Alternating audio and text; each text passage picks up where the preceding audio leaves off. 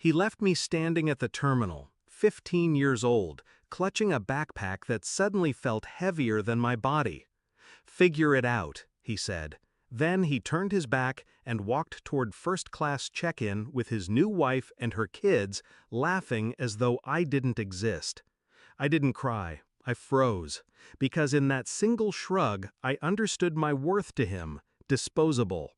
But what he didn't know was that abandonment sharpens the blade, and I was about to become the sharpest weapon he'd ever face.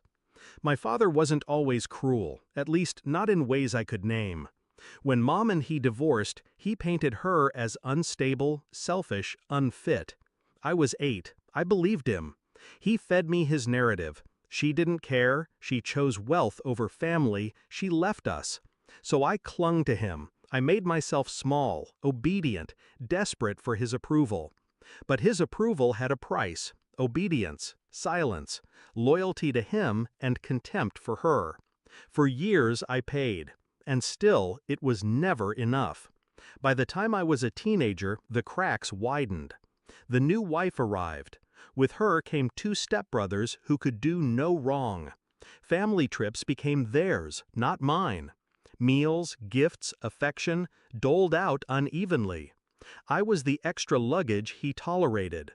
The airport was the breaking point, the final, cruelest cut. He abandoned me so he could sip champagne on a beach with them. A child discarded, a nuisance erased. But in the silence of that terminal, I made my first real decision. I would never beg for his love again. I scrolled through contacts until I landed on a number I hadn't dialed in years. My mother's. My hands shook when I pressed call. Would she even answer? Would she even want me? Her voice came through, breathless, then breaking. My baby?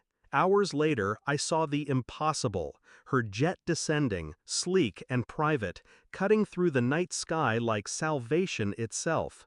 When she stepped out, tears streamed down her face. She didn't ask why I called. She just pulled me close and whispered, "Never again."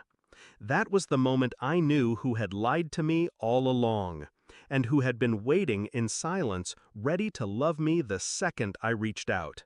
3 months passed. 3 months of lawyers, documents, revelations. Mom wasn't just wealthy, she was prepared. She had evidence of years of neglect.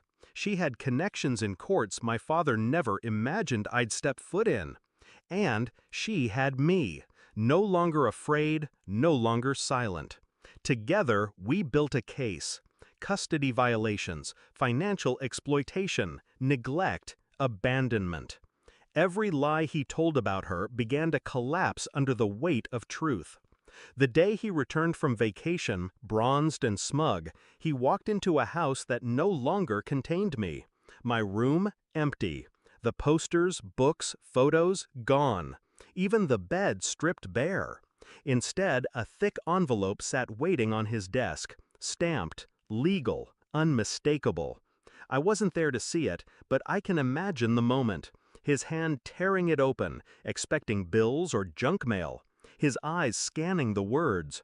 Petition, abandonment, custody, financial misconduct. And finally, the part that gutted him.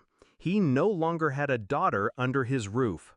Not legally, not emotionally, not at all. Weeks later, we faced each other in court. He tried his usual charm, the practiced smile, the rehearsed lines about being a devoted father. But charm crumbles under cross-examination, and facts don't bend to theatrics. Photos, statements, receipts. The testimony of a 15-year-old girl with a steady voice and no tears left. I watched the judge's face tighten. I watched my father's mask slip. And for the first time in my life, the scales tipped my way. When the ruling came, it was swift. Sole custody to my mother. Financial restitution demanded. Visitation rights stripped until he proved himself fit. My father sat there, red-faced, fists clenched, while his new wife whispered in his ear, panic flashing across her face. They had gambled everything on me being weak. They had lost. Now I live in my mother's world, not just one of wealth, but of stability, of love that doesn't have to be earned, of freedom from walking on glass, waiting for the next cruel shrug. Sometimes I think about that airport, the moment he walked away, the last time he underestimated me. He thought he was discarding baggage, but I was shedding chains. He wanted me to figure it out, and I did. With lawyers, with strategy, with silence that cut sharper than screams. When he comes home now, he returns to emptiness, an empty room, an empty house, an empty place where his daughter used to be. And all that remains is the envelope.